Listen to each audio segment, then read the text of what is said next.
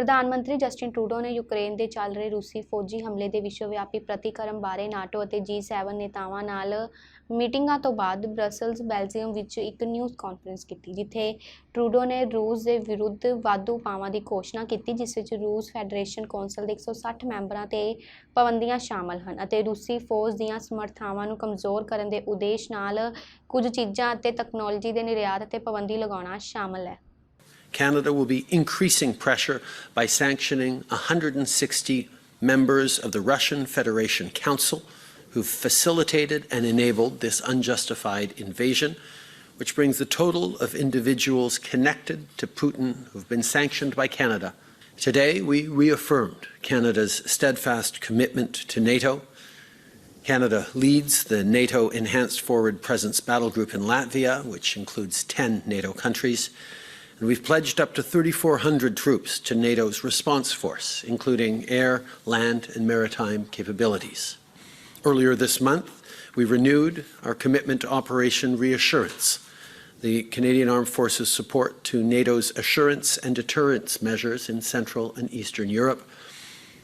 In addition, since 2015, Canadian Armed Forces mission Operation Unifier has trained over 30,000 of Ukrainian security forces, which means that as we see the Ukrainian military standing strong against the Russian invasion, the brave women and men of the Canadian Armed Forces can take pride in knowing they contributed directly to that. European security is important to Canadian security, and so we are always grateful to the brave women and men of CAF who've deployed thousands of kilometers from home to help protect Euro-Atlantic security and stand up strongly for the values we cherish at home and around the world. The world has come together to impose unprecedented and punishing sanctions on Putin and his enablers. NDP ਆਗੂ ਜਗਮੀਤ ਸਿੰਘ ਵੱਲੋਂ Ottawa ਵਿੱਚ ਇੱਕ news conference ਕੀਤੀ ਗਈ ਜਿੱਥੇ ਉਹਨਾਂ ਸਿਹਤ ਸੰਭਾਲ ਪ੍ਰੋਗਰਾਮਾਂ ਬਾਰੇ ਚਰਚਾ ਕੀਤੀ ਜਿਸ ਵਿੱਚ ਉਹਨਾਂ ਦੀ ਪਾਰਟੀ ਲਿਬਰਲ ਸਰਕਾਰ ਨਾਲ ਆਪਣੇ ਸਪਲਾਈ ਅਤੇ ਵਿਸ਼ਵਾਸ ਸਮਝੌਤੇ ਨੂੰ ਸੁਰੱਖਿਅਤ ਕਰ ਰਹੀ ਹੈ ਜਿਸ ਵਿੱਚ ਫਾਰਮਾ ਕੇਅਰ ਸ਼ਾਮਲ ਹਨ ਉਹਨਾਂ ਨਾਲ ਬ੍ਰਾਡਬੈਂਡ ਅਤੇ ਪਾਰਟੀ ਸਮਰਥਕ ਸ਼ਾਮਲ ਹੋਏ। What has been a historic victory for people, the fact that we've been able to use our power to secure dental care for people, to bring help to people in this difficult time is incredible. Before I get into that part of our announcement, I just want to reflect on the war in Ukraine. President Zelensky, who spoke in Parliament, has asked us to reflect on the fact that it's been 1 month since the war began. In his speech, he asked Canadians, he asked parliamentarians to imagine what it would be like to have our homes and our communities and the cities that we know across the country being attacked, tanks rolling in, being bombed. He asked us to imagine what it would be like to see schools and children's hospitals bombed and attacked. And he asked us to imagine what it feels like to try to explain to a kid what's going on, to try to explain to children why we're being attacked. And he asked us to imagine all of that, and then he asked for more help. So I want to reflect on the fact that it's been a month now since Putin's flagrant violation, illegal war, human rights violations that are going on. And I want us, again, to amplify the call for more help. I know that Ukrainians are coming to Canada, but they're not getting supports. The Ukrainian Canadian Congress has mentioned that people are coming here, but they don't have enough support to get connected with housing, to get connected with a job. And so this is a serious concern, and we're going to continue to push for that. More help for Ukraine and more help for people that are fleeing this humanitarian crisis. Montreal ਵਿੱਚ 3 private ਕਾਲਜਾਂ ਦੇ ਦਿਵਾਲੀਆ ਹੋਣ ਕਾਰਨ ਪ੍ਰਭਾਵਿਤ students ਵੱਲੋਂ ਕਾਫੀ ਜੱਦੋ-ਜਹਿਦ ਕੀਤੀ ਗਈ ਜਿਸ ਤੋਂ ਬਾਅਦ ਉਹਨਾਂ ਨੂੰ ਕਾਮਯਾਬੀ ਮਿਲ ਗਈ ਹੈ। ਇਸ ਦੌਰਾਨ ਨਵੀਂ ਮੈਨੇਜਮੈਂਟ ਹੇਠ 3 ਕਾਲਜਾਂ ਵਿੱਚ ਪੜ੍ਹਾਈ ਮੁੜ ਸ਼ੁਰੂ ਹੋ ਗਈ ਹੈ ਜਿਸ ਨਾਲ ਇੰਟਰਨੈਸ਼ਨਲ ਸਟੂਡੈਂਟਸ ਨੇ ਵੱਡੀ ਰਾਹਤ ਮਹਿਸੂਸ ਕੀਤੀ ਹੈ।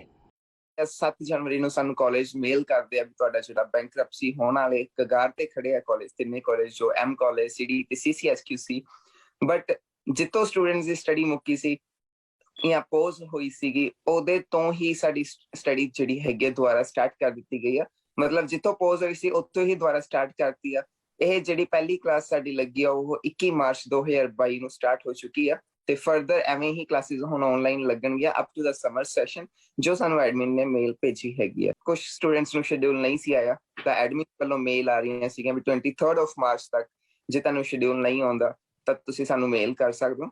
ਬਟ ਹਾਂ, ਹਾਲਾਂਕਿ ਜਿਹੜੀ ਆਪਣੀ ਲਾਸਟ ਨਾਈਟ ਗਈ ਹੈ 22 ਮਾਰਚ ਉਹਦੇ ਵਿੱਚ ਸਾਰਿਆਂ ਨੂੰ ਸ਼ਡਿਊਲ ਆ ਚੁੱਕਿਆ ਹੈ। ਜਿਹੜਾ ਇਹ ਡਿਸੀਜਨ ਸਾਨੂੰ ਕੋਰਟ ਵੱਲੋਂ ਆਥੋਰਾਈਜ਼ਡ ਹੋਇਆ ਆ ਇਹ, ਤੇ ਜਿੰਨੇ ਵੀ ਕੋਰਟ ਦੇ ਵਿੱਚ ਮੈਂਬਰਸ ਪ੍ਰੈਜ਼ੈਂਟ ਸੀਗੇ ਉਹਨਾਂ ਦੀ ਕੰਸੈਂਟ ਦੇ ਨਾਲ, ਸੋ ਹਾਇਰ ਅਥਾਰਟੀਜ਼ ਵੱਲੋਂ ਤੇ ਇਧਰੋਂ ਕੋਰਟ ਡਿਸੀਜਨਸ ਦੇ ਵੱਲੋਂ ਇਹ ਸਾਰਾ ਅਪਰੂਵ ਕੀਤਾ ਗਿਆ ਆ ਕਿ ਇਹ ਸਟੱਡੀਜ਼ ਜਿਹੜੀਆਂ ਆ ਉਹ ਕੰਟੀਨਿਊ ਕੀਤੀਆਂ ਜਾਊਗੀਆਂ, ਜਾਂ ਜੋ ਵੀ ਡਿਸੀਜਨਸ ਲਏ ਗਏ ਆ ਉਹ ਇੱਕ ਆਥੋਰਾਈਜ਼ਡ ਤੇ ਜੁਡੀਸ਼ੀਅਲ ਉਹਦੇ ਪਲੇਟਫਾਰਮ ਦੇ ਨੀਚੇ ਲਏ ਗਏ ਆ। 308 ਬੱਚਿਆਂ ਨੂੰ ਰੀਫੰਡ ਦੀ ਗੱਲ ਕੋਰਟ ਮੰਨ ਚੁੱਕੀ ਆ, ਤੇ ਜਿਹੜੇ ਰਹਿੰਦੇ 502 ਬੱਚੇ ਆ ਉਹਨਾਂ ਦੇ ਵੀਜ਼ਾਸ ਦੀ ਗੱਲ ਵੀ ਚੱਲ ਰਹੀ ਆ ਤੇ ਉਹਨਾਂ ਦੇ ਮੈਕਸਿਮਮ ਅਮਾਉਂਟ ਦੀ ਵੀ ਗੱਲ ਚੱਲ ਰਹੀ ਆ। ਮੈਂ ਉਹਨਾਂ ਬੱਚਿਆਂ ਦੀ ਗੱਲ ਕਰ ਰਿਹਾ ਜਿਨ੍ਹਾਂ ਦਾ ਇੰਡੀਆ ਰਹਿੰਦੇ ਹੋਏ ਸਾਲ ਦੀ ਪੜ੍ਹਾਈ ਹੋ ਗਈ ਸੀ। ਉਹਦੇ 'ਚ ਲਾਸਟ ਟਾਈਮ ਜਦੋਂ ਸਾਡੀ ਹੀਅਰਿੰਗ ਹੋਈ ਸੀ ਨਾ, ਉਸ ਟਾਈਮ 14 ਤਰੀਕ ਨੂੰ, ਉਦੋਂ ਜੱਜ ਨੇ ਸਾਨੂੰ ਇਹ ਗੱਲ ਕਹਿਤੀ ਸੀਗੀ ਵੀ ਆਪਾਂ ਜਿਹੜੇ ਇੰਡੀਆ ਵਾਲੇ ਬੱਚੇ ਆ, ਆਈ ਨੋ ਵੀ ਇਹਨਾਂ ਕੋਲ ਇੰਨੇ ਫੰਡਸ ਨਹੀਂ ਹੈਗੇ।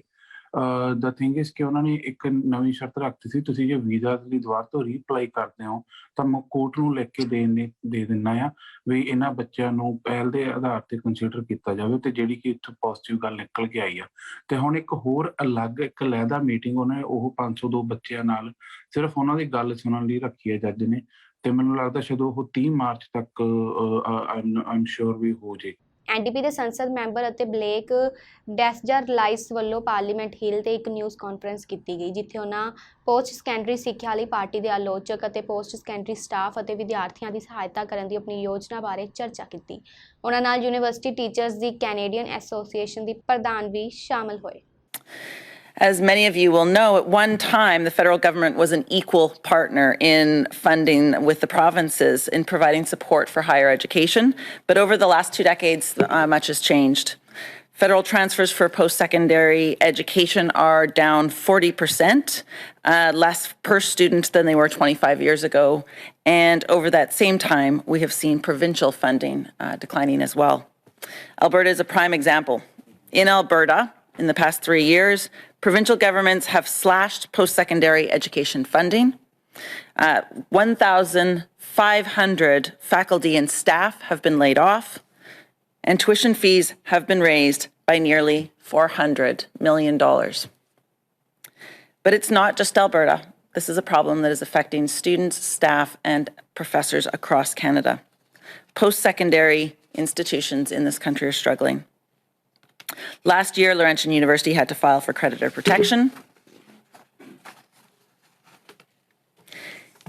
And this means that there are higher costs for students, higher costs for post-secondary institutions, and unfair labor practices for faculty and staff.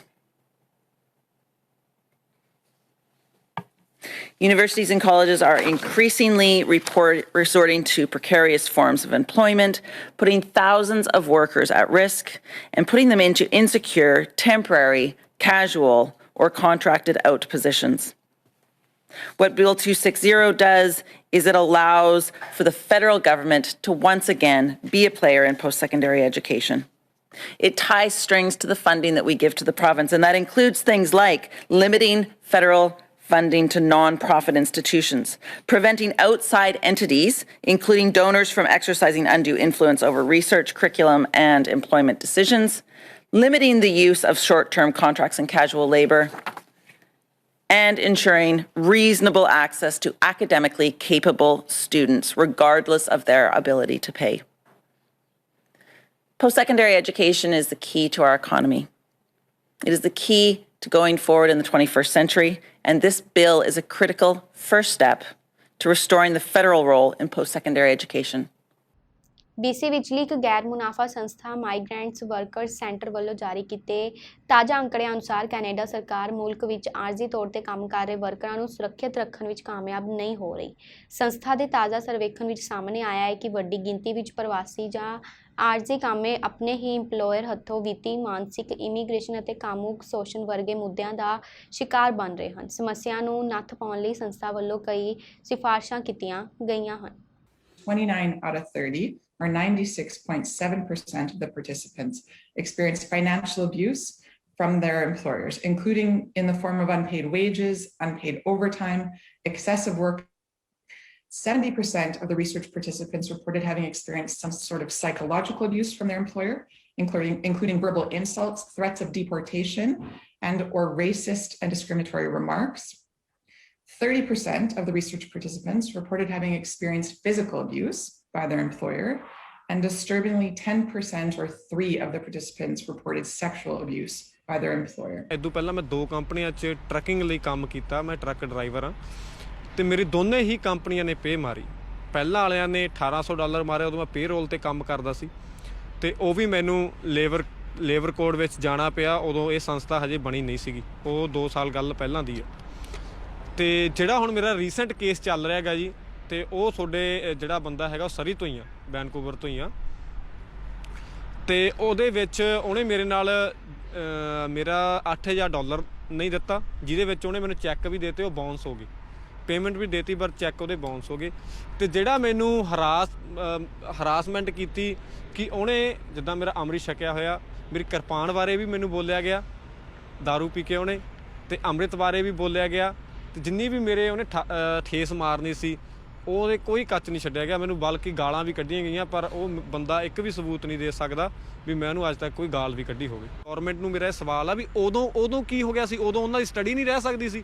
ਉਦੋਂ ਉਹ ਪੜ੍ਹਨ 'ਚ ਘੱਟ ਧਿਆਨ ਨਹੀਂ ਦੇ ਸਕਦੇ ਸੀ? ਉਦੋਂ ਜਦੋਂ ਤੁਹਾਨੂੰ ਲੋੜ ਸੀ ਤਾਂ ਤੁਸੀਂ ਆਪਦੀ ਲੋੜ ਲਈ ਉਹਨਾਂ ਨੂੰ 40 ਘੰਟੇ ਕਰ ਦਿੱਤੇ, ਤੇ ਅੱਜ ਉਹੀ ਸਟੂਡੈਂਟ ਨੂੰ 20 ਘੰਟਿਆਂ ਕਰਕੇ ਜਿਹੜਾ ਹਰਾਸ ਕੀਤਾ ਜਾ ਰਿਹਾ, ਉਹਨਾਂ ਦੀਆਂ ਪੇਆਂ ਦੱਬੀਆਂ ਜਾ ਰਹੀਆਂ, ਉਹਨਾਂ ਨੂੰ ਕੈਸ਼ 'ਤੇ ਕੰਮ ਪਹਿਲੀ ਗੱਲ ਤਾਂ ਜੀ ਐਜੂਕੇਟ ਵੀ ਨਹੀਂ ਕਰ ਰਹੇ ਵੀ ਕੈਸ਼ 'ਤੇ ਵੀ ਕੰਮ ਕਰਕੇ ਆਪਾਂ ਟੈਕਸ ਭਰ ਸਕਦੇ ਹਾਂ।